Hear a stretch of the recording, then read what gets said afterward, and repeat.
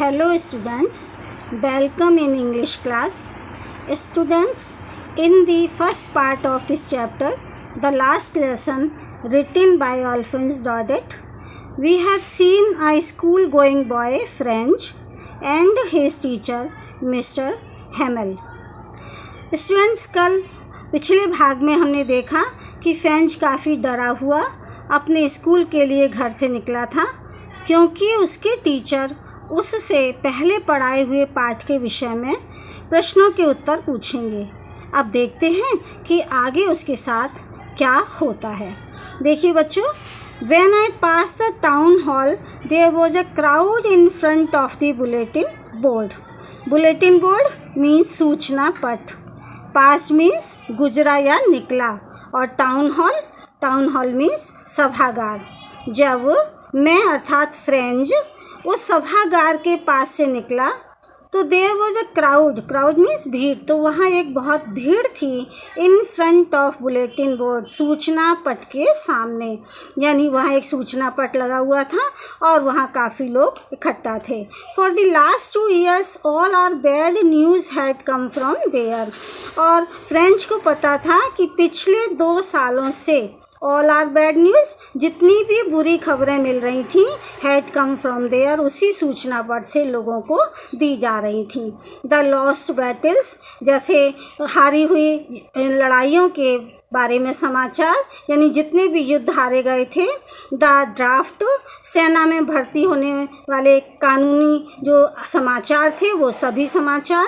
The orders of the commanding officers, सेना के अधिकारियों के जो आज्ञाएं थी उनके समाचार। And I thought to myself without stopping, इस तरह से ये सभी दुखद समाचार उस समय मिलते थे और फ्रेंच ने अपने मन ही मन में सोचा, विदाउट स्टॉपिंग यानी बिना रुके हुए, कहाँ जा रहा था, स्कूल जा रहा अपने, तो बिना रुके हुए उसने मन में सोचा what can be the matter now, और अब कौन सी बात हो सकती है यहाँ जो लोगों को काफ़ी भीड़ इकट्ठी है।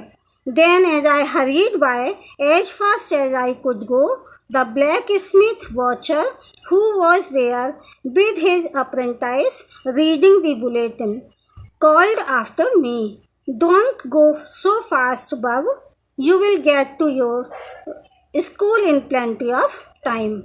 Then as I hurried by, और जैसे ही मैं जल्दी से as fast as I could go, जितनी तेज़ी से मैं जा सकता था उतनी तेज़ी से मैं आगे चला, तो द ब्लैक स्मिथ लोहार का नाम था वॉचर, तो वहाँ एक लोहार जो वॉचर हु वॉज देयर, जो वहाँ खड़ा हुआ था, विद हिज अप्रेंटाइज मीन्स प्रशिक्षु, जो अपने एक प्रशिक्षु के साथ खड़ा हुआ था, रीडिंग द बुलेटिन, और वो समाचार पढ़ रहा था। कॉल्ड आफ्टर मी, उसने मुझे पीछे से बुलाया।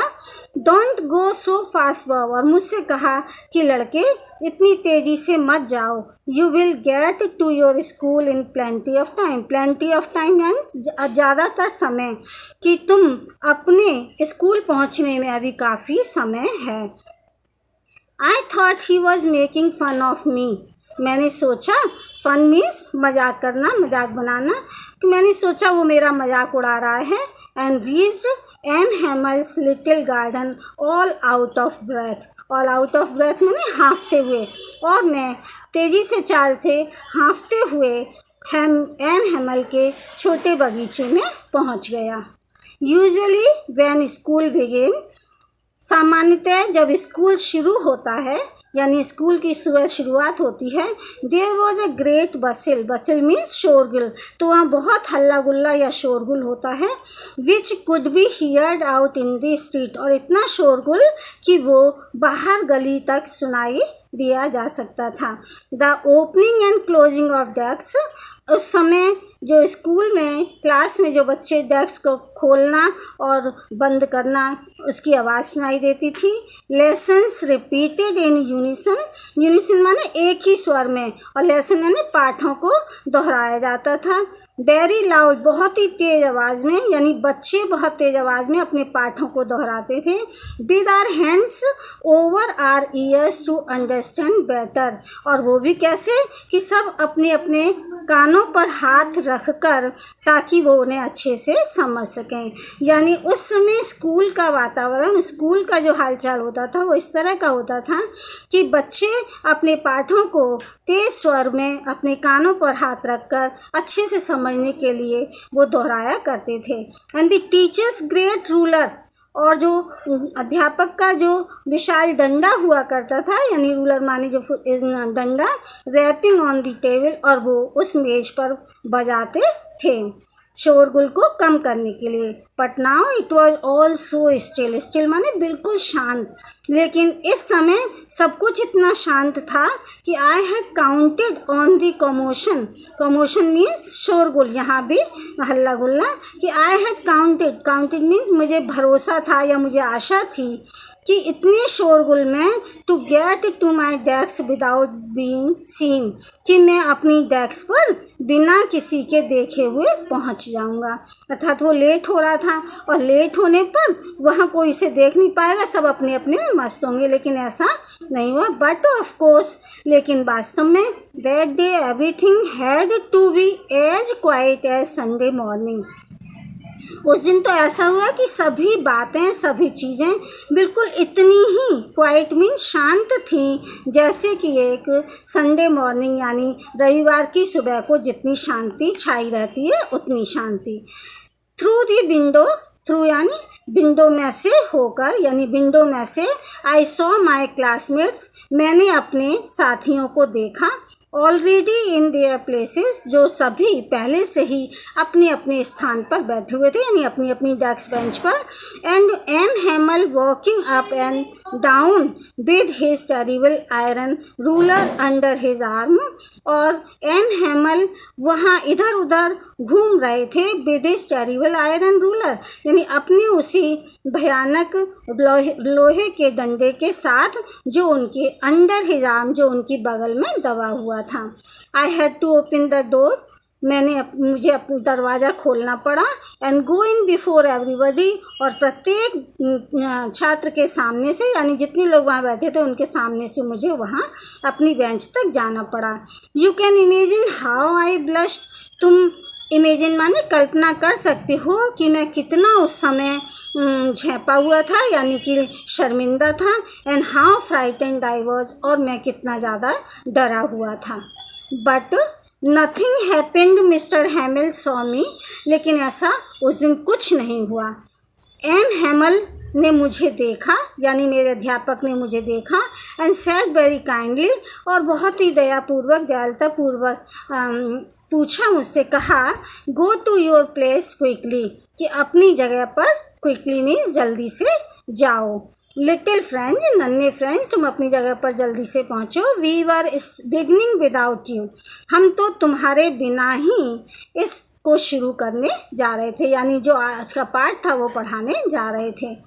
आई jumped over the bench and set down at my desk, मैं अपनी बेंच के ऊपर कूदा और कूद कर अपनी डेस्क पर बैठ गया। Not till then when I had got a little over my fright. Fright means डर। आपको मालूम बच्चों, फ्रेंच पहले से ही इतना डरा हुआ था, तो उसने कहा कि जब तक मैं अपने डर पर काबू पाता, यानी जैसे ही मैंने अपने डर पर काबू पाया, did I see that our teacher had on his beautiful green coat, तो मैंने उसी समय देखा कि हमारे अध्यापक ने had on beautiful green coat, यानी एक सुंदर हरा कोट पहने हुआ है। हिज फ्रिल्ड शर्ट, उनकी झालर वाली शर्ट भी उन्होंने पहनी हुई थी। And the little black silk cap, और उन्होंने एक छोटी काले रंग की सिल्क की टोपी भी पहनी हुई थी। ऑल एम्ब्रॉयडर्ड, और वो पूरी तरह से कढ़ाई से भरी हुई थी, यानी कढ़ी हुई थी। That he never wore except on inspection and prize days, और ये वाले ड्रेस या ये वाले कपड़े वो जब भी पहनते, यानी कभी नहीं पहनते थे, केवल इस एक्सेप्ट माने सिवाय, यानी सिवाय वो जब निरीक्षण के दिन होते थे या फिर स्कूल में कोई प्रतियोगिता के दिन जब उन्हें प्राइज देना होता था, तभी वो इन कपड़ों को पहनते थे।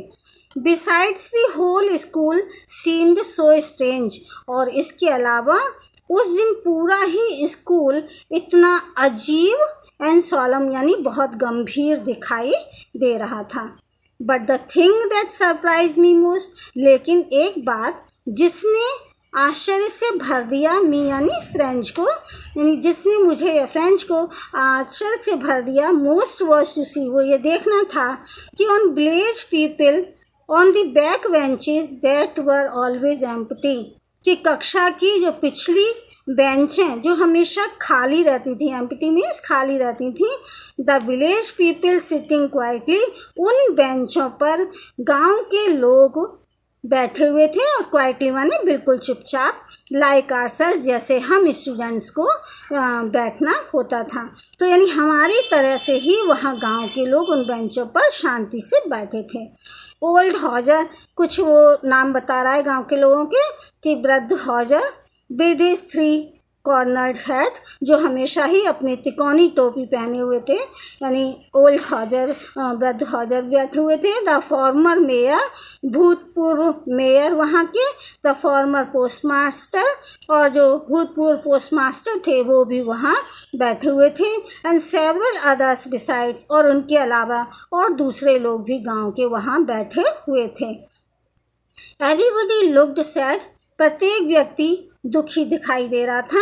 And Hauser had brought an old primer, और हॉजर तो अपने साथ अपनी पुरानी प्राइमर यानी वर्णमाला वाली किताब या पोथी लेके आया था। थम्बिल्ड एट द एजेस, और उसकी जो वर्णमाला की किताब थी वो उसके किनारे काफ़ी गंदे हो रहे थे, क्योंकि बार बार उंगलियों से पलटने के कारण वो किनारे गंदे हो चुके थे। वो वाली वर्णमाला की किताब लेकर आया था। And he held it open on his knee, और उसने इस किताब को अपने घुटनों पर खोल कर रख रखा था। विद हिज ग्रेट स्पेक्टिकल्स, और उसका जो विशाल चश्मा था वो भी इन्हीं के यानी इस किताब के पन्नों पर पड़ा हुआ था। While I was wondering about it all, अब जब मैं इन सब के बारे में सोच ही रहा था तो M Hamel mounted his chair, M Hamel अपनी कुर्सी पर बैठ गए। And in the same grave and gentle tone, और ग्रेव माने गंभीर, और उसी अपनी गंभीर और जेंटल माने बहुत शालीन आवाज़ में, which he had used to me, जो उन्होंने मेरे लिए प्रयोग की थी, जो जिस तरह से उन्होंने मुझसे कहा था, सैड माई चिल्ड्रन, कहा मेरे बच्चों, this is the last lesson, ये तुम्हारा सबसे आखिरी लेसन है, पाठ है, आई शैल गिव यू, जो मैं तुम्हें पढ़ाऊँगा। The order has come from Berlin to teach only German in the schools of Alsace and Lorraine, और उन्होंने ये भी बताया कि एक ऑर्डर, एक आज्ञा पत्र वहाँ से बर्लिन से आया है कि केवल जर्मन ही टीच माने पढ़ाई जाए, इन दी स्कूल्स ऑफ अल्सेस, अल्सेस के स्कूलों में और लॉरेन के स्कूलों में, यानी अब फ्रेंच की जगह अल्सेस और लॉरेन के स्कूलों में केवल जर्मन भाषा ही पढ़ाई जाए। The new master comes tomorrow, और इस तरह से जो नया अध्यापक है वो कल आएगा। This is your last French lesson, इसीलिए आज का तुम्हारा जो लेसन है वो आखिरी फ्रेंच भाषा में पढ़ाए जाने वाला पाठ है। I want you to be very attentive, और इसीलिए मैं चाहता हूँ कि तुम सभी लोग इसे बहुत ही ध्यान से पढ़ो। What a thunderclap these words were to me, और ये शब्द मेरे लिए एकदम वज्र की तरह मेरे ऊपर आ पड़े, अर्थात ये शब्द मुझे वज्रपात की तरह लगे। ओह द रैचेस, ओह वो अभागे लोग, that was what they had put up at the town hall, अब मुझे समझ में आया कि उन्होंने ही ये सभागार के सूचना पट पर यही सूचना लगाई होगी। बच्चों अब इससे आगे हम कल कंटिन्यू करते हैं अगले पाठ में। थैंक यू बच्चों।